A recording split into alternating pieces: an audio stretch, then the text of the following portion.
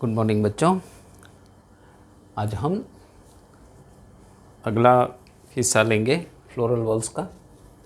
हमने आगे में कैलिक्स है, कोरोला है, एंड्रोसियम है, इसका सब का डिस्कशन कर लिया। तो अभी क्या करेंगे? अभी करेंगे हम गाइनोसियम का। तो गाइनोसियम गाइनोसियम है वो फीमेल फ्लावर का फीमेल रिप्रोडक्टिव पार्ट कहा जाता है। तो जो एंड्रोसियम है वो मेल रिप्रोडक्टिव पार्ट है, गाइनोसियम है वो फीमेल रिप्रोडक्टिव पार्ट है। तो गाइनोसियम में बेसिकली होता क्या है? तो गाइनोसियम में एक गाइनोसियम है वो बहुत सारे कार्पेल्स से बनता है। तो कार्पेल्स माने कार्पेल्स ये आइदर फ्यूज्ड रहते हैं या तो फिर फ्री भी रहते हैं, दोनों पॉसिबिलिटी है। तो जो फ्री कार्पेल होती है इसको हम एपोकार्पस बोलते हैं, और जो फ्यूज्ड रहते हैं उसको हम सिंकार्पस बोलते हैं। इसके दोनों में दो एग्जाम्पल दिए हुए हैं। सिंकार्पस में दो एग्जाम्पल दिए हुए हैं, टोमेटो और मस्टर्ड।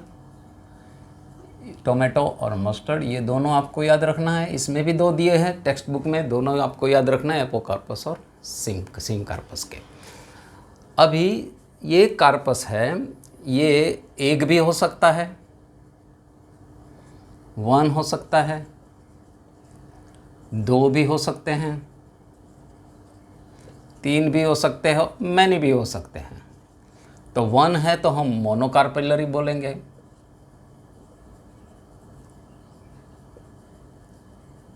दो है तो बाइकार्पेलरी बोलेंगे, तीन है तो ट्राइकार्पेलरी बोलेंगे, फिर बाद में तो पॉलीकार्पल बोलते हैं या तो पॉलीकार्पेलरी बोलते हैं। तो कार्पेलरी, ठीक है। तो इस तरह से हम इसको कार्पेल अगर सिंगल है तो मोनो, इससे दो है तो बाई, तीन है तो ट्राई। इस तरह से नंबर ऑफ कार्पेल्स अगर ज़्यादा, एक है तो मोनो, दो है तो बाई, तीन है तो ट्राई, ज़्यादा है तो पॉलीकार्पेलरी बोलते हैं। अभी कार्पेल के थोड़े अंदर जाते हैं। कार्पेल है वो तीन हिस्सों का बनता है। कार्पेल है वो ऐसे तीन हिस्सों में होता है।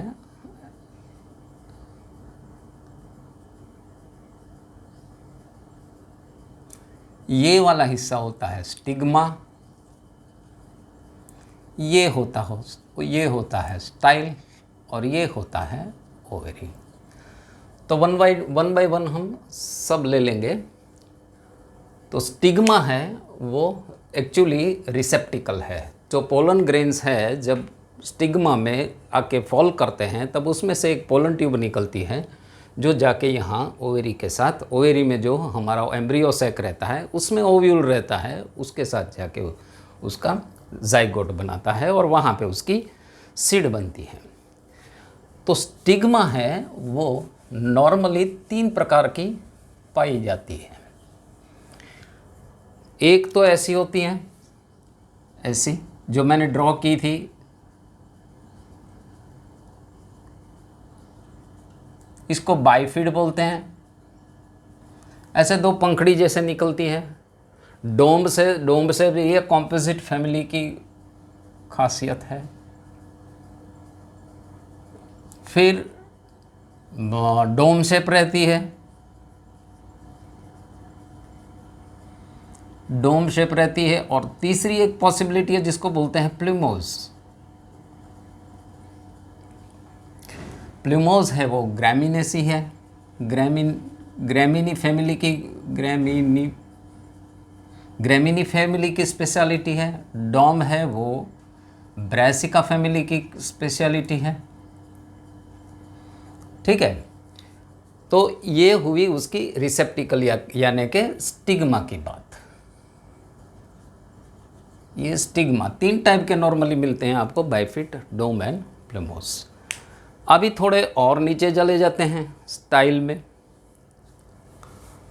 तो स्टाइल में 2 तरह की आपको स्टाइल मिलती है। एक तो जैसे स्ट्रॉ जैसी होती है, जब आप एपी पीते हैं या कुछ पीते हैं, मैंगो का कुछ पीते हैं, उसमें जो स्ट्रॉ लगती है इस तरह से हॉलो होती है। 2 पॉसिबिलिटी रहती है, अंदर से ऐसे यहाँ पे एपिडर्मल सेल रहते हैं इसके, थोड़ा सा हट जाता हूँ मैं, एपिडर्मल सेल रहते हैं यहाँ पे, और ये वाला पोर्शन पूरा हॉलो रहता है। पोलन ग्रेन जब यहाँ पे आके गिरता है तब यहाँ से पोलन ट्यूब निकल के वहाँ नीचे ओवेरी के पास चली जाती है। तो ये हॉलो स्टाइल भी हो सकता है। दूसरा सॉलिड स्टाइल भी हो सकता है। ये उसके एपिडर्मल सेल है और बीच के इसके अंदर सेल्स रहते हैं, ट्रांसमिटिंग या कंडक्टिव सेल रहते हैं। ट्रांसमिटिव और कंडक्टिव सेल माने यहाँ पे जाइलम फ्लोएम की बात नहीं कर रहे हैं। जाइलम फ्लोएम है पानी और खाना लेके जाता है, लेकिन ये वाला जो कंडक्टिव टिश्यू है वो पोलन ट्यूब को अंदर पेनेट्रेट करने में हेल्प करता है। तो ये 2 तरह की आपको स्टाइल मिल सकती है, या हॉलो मिल सकती है या तो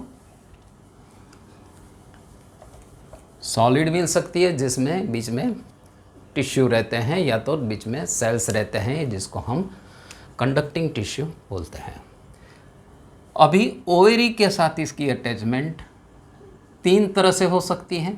एक तो पहले यहाँ पे टर्मिनल अटैचमेंट जो नॉर्मली सब फ्लावर में मिलती हैं आपको, टर्मिनल अटैचमेंट।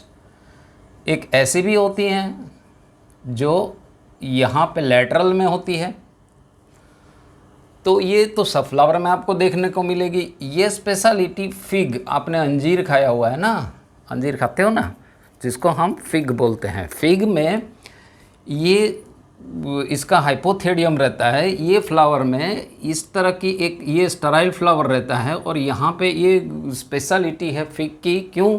क्योंकि ये वाला स्टराइल फ्लावर है, यहाँ आके एक इंसेक्ट है वो अंडे देता है, और उसका जब बाहर निकलता है, बच्चा बाहर निकलता है, तब ये खा जाता है। वैसे भी यूज़फुल नहीं होता है, लेकिन इंसेक्ट पोलिनेशन के दरमियान इसको यूज़फुल रहता है। इसीलिए जब वो फ्लावर के अंदर आता है, बाहर जाता है, तब पोलिनेशन हो जाता है। तो ये स्पेशलिटी फिग की है। और लास्ट वन गाइनोबेसिक, माने अगर हम मान लें कि ये बहुत सारे कार्पल्स है यहाँ पे, और बीच में से यहाँ से निकलती है अगर स्टाइल, तो इसको बोलते हैं गाइनोबेसिक। ठीक है, तो ये 3 तरह की स्टाइल आपको मिलती है। अभी आ जाते हैं इसके सबसे नीचे वाले हिस्से पे, यानी कि ओवेरी पे।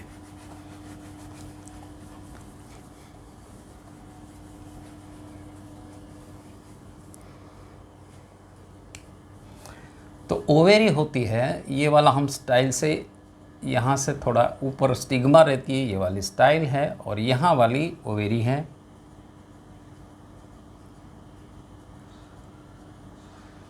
और यहाँ से उसका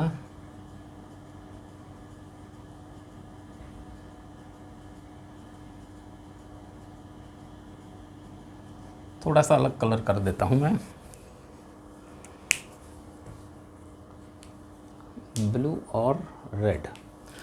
तो जहाँ पे ये ओवेरी अटैच रहती है, ये वाला हिस्सा जहाँ पे अटैच रहती है, इसको हम बोलते हैं प्लेसेंटा। दूसरा ये वाला जो ओवेरी है, इसमें बहुत सी फॉर्मेशन होती है, उल्टी रहती है, ऊपर ऑर्थ्रोट्रोपस एनोट्रोपस, ये सब आप 12th स्टैंडर्ड में आगे जब रिप्रोडक्शन इन फ्लावरिंग प्लांट पढ़ेंगे तब सब पढ़ेंगे आप। लेकिन अभी इतना समझ लो कि इसमें क्या होता है कि ये वाली ओवेरी है वहाँ, ये जो जहाँ पे पार्ट अटैच्ड होता है, ये एक भी हो सकती है, बहुत सारी अंदर ओवेरी भी हो सकती है। तो मैं एक ही बना रहा हूँ और पीछे दूसरी है ऐसी मान के चलो आप। और यहाँ पे होता है इसका एम्ब्रियो सैक। एम्ब्रियो सैक माने जो उसका एग लेता है। और इसमें ये भी 12th स्टैंडर्ड का हिस्सा है, लेकिन इसमें 8 सेल रहते हैं, यहाँ 2 न्यूक्लियाई रहती है, यहाँ 3 सेल रहते हैं और यहाँ पे होता है इसका एग। ठीक है, तो ये 8 सेल्ड पूरा एम्ब्रियो सैक रहता है। और ये वाला जो मैंने हिस्सा बड़ा वाला बनाया है वो भी अलग कलर कर देते हैं। चलो ये वाला मैं ब्लू कलर में कर देता हूँ। ठीक है,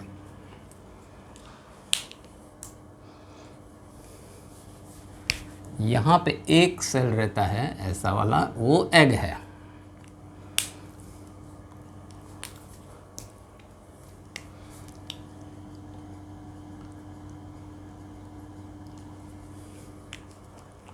ग्रीन बनाया है तो ग्रीन ही लेते हैं।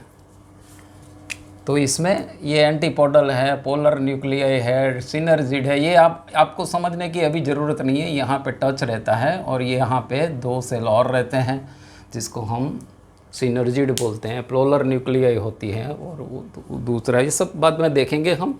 लेकिन इस तरह से कुछ अरेंजमेंट रहती है। ये वाला जो ग्रीन हिस्सा मैंने पूरा ड्रॉ किया है वो एम्ब्रियो सैक है। जो ब्लू वाला हिस्सा है वो ये वाला छोटा सा बनाया है यहाँ पे, वो इसका एग है। तो जो ये प्लेसेंटा किस तरह से अलग अलग फॉर्मेशन में अरेंज्ड होता है वो एक पूरा अलग से सब्जेक्ट में अलग से उसका वीडियो बनाऊंगा कि अलग अलग प्लेसेंटा किस तरह से अरेंजमेंट होता है। और वो आप समझने के लिए आपके घर में जो भी तरकारी सब्जी पड़ी है एक्सेप्ट पोटैटो एंड ऑनियन, सारा काट के देखिएगा कि उसका जो सीड रहता है वो कहाँ पे लगता है।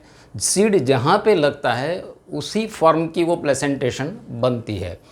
तो प्लेसेंटा का अलग से हम सब्जेक्ट लेंगे, लेकिन ये जिस तरह से ये ओवेरी का ये इसका अरेंजमेंट है ये हमने आगे में पूरा पढ़ लिया है कि ओवेरी सुपीरियर होती है, इन्फीरियर होती है या पेरीगाइनस, मतलब सारे फ्लोरल वॉल एक लेवल पे आते हैं तो हम इसको पेरीगाइनस बोलते हैं। सुपीरियर अगर ओवेरी अबव आती है तो उसको सुपीरियर बोलते हैं, नीचे आती है तो इसको इन्फीरियर बोलते हैं।